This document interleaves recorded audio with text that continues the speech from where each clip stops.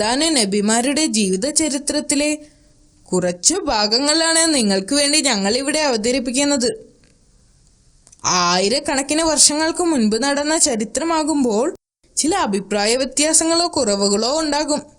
അത് കൂട്ടുകാർ ക്ഷമിക്കുമല്ലോ.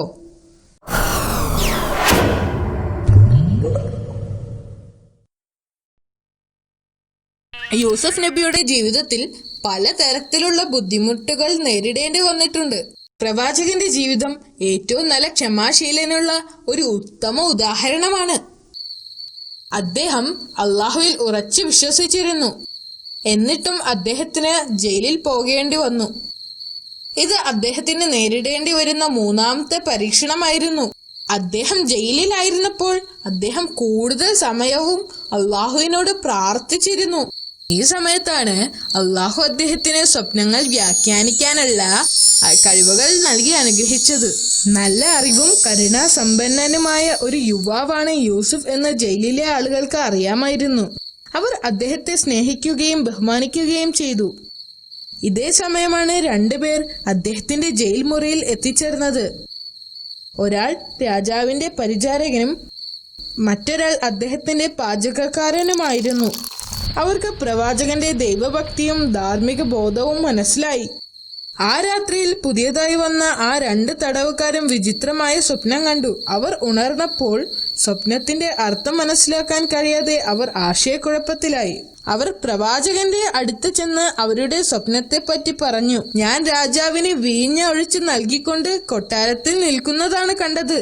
പരിചാരകൻ പറഞ്ഞു, ഞാൻ എന്റെ തലയിൽ അപ്പവുമായി ഒരു സ്ഥലത്ത് നിൽക്കുകയായിരുന്നു. രണ്ട് പക്ഷികൾ എന്റെ തലയിലിരുന്ന് ആ അപ്പം തിന്നുന്നുണ്ടായിരുന്നു. പാചകക്കാരൻ പറഞ്ഞു. പ്രവാചകൻ ആ സ്വപ്നങ്ങളുടെ വ്യാഖ്യാനത്തിനായി അള്ളാഹുവിനോട് പ്രാർത്ഥിച്ചു. അത് കഴിഞ്ഞ് യൂസുഫ് നബി രാജാവിന്റെ പരിചാരകനെ വിളിച്ചു. എന്നിട്ട് അദ്ദേഹത്തോട് പറഞ്ഞു, എന്റെ ദൈവം എന്നോട് പറഞ്ഞത് നീ ഉടനെ ജയിൽ മോചിതനാകുമെന്നാണ്. തിരിച്ചു കൊട്ടാരത്തിൽ നിന്റെ ജോലിയിൽ പ്രവേശിക്കുകയും ചെയ്യുമെന്ന് അദ്ദേഹം പറഞ്ഞു. പ്രവാചകൻ പരിചാരകനോട് തന്നെ കുറിച്ച് രാജാവിനോട് സംസാരിക്കണമെന്നും യൂസുഫ് എന്നു പേരുള്ള നിരപരാധിയായ ഒരു ആത്മാവ് തടവറയിലുണ്ടെന്നും രാജാവിനോട് പറയണമെന്ന് യൂസുഫ് നബി ആവശ്യപ്പെട്ടു. എന്നിട്ട് പ്രവാചകൻ പാചകക്കാരനെ വിളിച്ചിട്ട് പറഞ്ഞു, നീ കണ്ട സ്വപ്നത്തിന്റെ അർത്ഥം നീ ഉടനെ തൂക്കിലേറ്റപ്പെടുമെന്നാണ്. പ്രവാചകൻ മുൻകൂട്ടി പ്രവചിച്ചതുപോലെ സംഭവിച്ചു. പാചകക്കാരനെ തൂക്കിലേറ്റി. പരിചാരകൻ കൊട്ടാരത്തിലേക്ക് മടങ്ങുകയും ചെയ്തു. എന്നാൽ അയാൾ ജോലിയിൽ തിരിച്ചെത്തിയ ഉടൻ ശൈത്താൻ അയാൾക്ക് പ്രവാചകനെ കുറിച്ച് മറവി നൽകി. അതിനാൽ യൂസുഫ് നബിക്ക് കുറച്ചു കാലം കൂടി ജയിലിൽ കഴിയേണ്ടി വന്നു. ഒരു രാത്രി ഈജിപ്തിലെ രാജാവ് തന്റെ കൊട്ടാരത്തിൽ ഉറങ്ങുകയായിരുന്നു. ഉറക്കത്തിൽ രാജാവ് വിചിത്രമായ ഒരു സ്വപ്നം കണ്ടു. സ്വപ്നത്തിൽ രാജാവ് നൈൽ നദിയുടെ തീരത്ത് നിൽക്കുകയായിരുന്നു. വെള്ളത്തിൽ നിന്നും 7 തടിച്ചു കൊഴുത്ത പശുക്കൾ ഉയർന്നു വരികയും അവയെ പിന്തുടർന്ന് മെലിഞ്ഞുണങ്ങിയ 7 പശുക്കൾ ഉയർന്നു വരികയും ചെയ്തു. തടിച്ചു കൊഴുത്ത പശുക്കളെ മെലിഞ്ഞുണങ്ങിയ പശുക്കൾ വിഴുങ്ങി. അതിനുശേഷം നദീതീരത്ത് 7 ധാന്യച്ചെടികൾ വളർന്നു വരികയും പെട്ടെന്ന് അവ അപ്രത്യക്ഷമാവുകയും പിന്നീട് അതിന്റെ സ്ഥാനത്ത് 7 ഉണങ്ങിയ ചെടികൾ വളരുകയും ചെയ്തു. സ്വപ്നത്തിന്റെ അർത്ഥം മനസ്സിലാക്കാൻ കഴിയാത്തതിനാൽ രാജാവ് ഭയപ്പെട്ടു. അടുത്ത ദിവസം രാജാവ് തന്റെ മന്ത്രിമാരെയും പുരോഹിതന്മാരെയും ഉപദേശകരെയും വിളിച്ചുകൂട്ടി തന്റെ സ്വപ്നത്തെ പറ്റി അവരോടും പറഞ്ഞു. ഇതൊരു സാധാരണ സ്വപ്നം മാത്രമാണ്. ഇതിൽ ഭയപ്പെടേണ്ട കാര്യമൊന്നുമില്ല. കുറച്ചുപേർ അങ്ങനെ പറഞ്ഞു. ഇതൊരു ദുസ്വപ്നം മാത്രമാണ്. അതിനെക്കുറിച്ച് വിഷമിക്കേണ്ട കാര്യമൊന്നുമില്ല. മറ്റു ചിലർ ഇങ്ങനെയും പറഞ്ഞു. ഈ വാർത്ത പരിചാരകന്റെ ചെവിയിലുമെത്തി. പെട്ടെന്ന് അദ്ദേഹത്തിന് യൂസുഫ് നബിയെ കുറിച്ച് ഓർമ്മ വന്നു. അദ്ദേഹം രാജാവിന്റെ അടുത്തേക്ക് ഓടിച്ചെന്ന് പ്രവാചകനെ കുറിച്ച് പറഞ്ഞു. ഉടനെ രാജാവ് പരിചാരകനെ പ്രവാചകനെ കാണാൻ പറഞ്ഞയച്ചു. രാജാവിന്റെ സ്വപ്നത്തെക്കുറിച്ച് പ്രവാചകനോട് പറഞ്ഞു. പ്രവാചകൻ അള്ളാഹുവിനോട് പ്രാർത്ഥിക്കുകയും പിന്നീട് സ്വപ്നത്തിന്റെ അർത്ഥം വിശദീകരിക്കുകയും ചെയ്തു. രാജ്യത്ത് 7 വർഷം സമ്പന്നമായ വിളവെടുപ്പുണ്ടാകും. ആളുകൾക്ക് കഴിക്കാൻ ധാരാളം ഭക്ഷണം ഉണ്ടാകും. ഇതിനെ തുടർന്ന് രാജ്യത്ത് 7 വർഷത്തേക്ക് വരൾച്ചയുണ്ടാകും. ആവശ്യത്തിന് വെള്ളവും ഭക്ഷണവും ഇല്ലാത്ത അവസ്ഥ വരും. ഈജിപ്ത് മുഴുവനും ദാരിദ്ര്യത്തിലാകുമെന്നും പ്രവാചകൻ പറഞ്ഞു. യൂസുഫ് നബിയെ ജയിൽ മോചിതനാക്കാനും രാജാവിന്റെ മുൻപിൽ ഹാജരാക്കാനും രാജാവ് ആവശ്യപ്പെട്ടു. പ്രവാചകൻ കൊട്ടാരത്തിൽ എത്തിയപ്പോൾ സുന്ദരനായ ആ ചെറുപ്പക്കാരനെ കണ്ട് രാജാവ് അമ്പരന്നു. കുറച്ചു സമയത്തേക്ക് പ്രവാചകന്റെ അറിവുകളെ പരീക്ഷിച്ചുകൊണ്ട് രാജാവ് അദ്ദേഹത്തോട് സംസാരിച്ചു.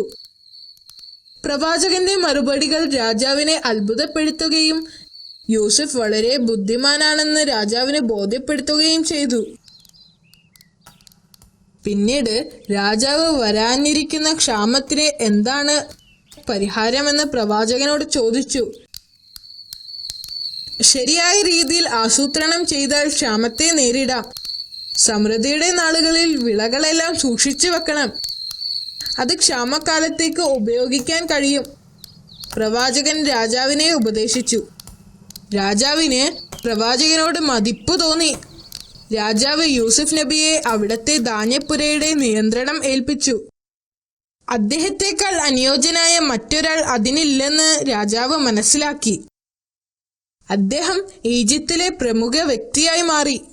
കാലചക്രങ്ങൾ തിരിഞ്ഞു. ഏതാനും മാസങ്ങൾക്ക് മുൻപ് ജയിലിൽ കഴിഞ്ഞിരുന്ന പ്രവാചകൻ ഇപ്പോൾ ഈജിപ്തിലെ മുതിർന്ന ഉദ്യോഗസ്ഥന്മാരിൽ ഒരാളായി മാറി. തുടർന്ന് വന്ന 7 വർഷങ്ങളിൽ പ്രവാചകന്റെ നിയന്ത്രണത്തിലായിരുന്നു കൃഷി. വരാനിരിക്കുന്ന ക്ഷാമകാലത്തേക്കുള്ള ധാന്യങ്ങൾ അദ്ദേഹം ശ്രദ്ധാപൂർവം ശേഖരിച്ച് സംരക്ഷിച്ചു. ഇതിൽ രാജാവ് വളരെയധികം സംതൃപ്തനായിരുന്നു. ഇതുപോലെയുള്ള പല പ്രതിസന്ധി ഘട്ടത്തിലും രാജാവ് യൂസുഫ് നബിയുടെ ഉപദേശം തേടിയിരുന്നു. വർഷങ്ങൾ കടന്നുപോയി. പ്രവാചകൻ പ്രവചിച്ചതുപോലെ വരൾച്ച വന്നു.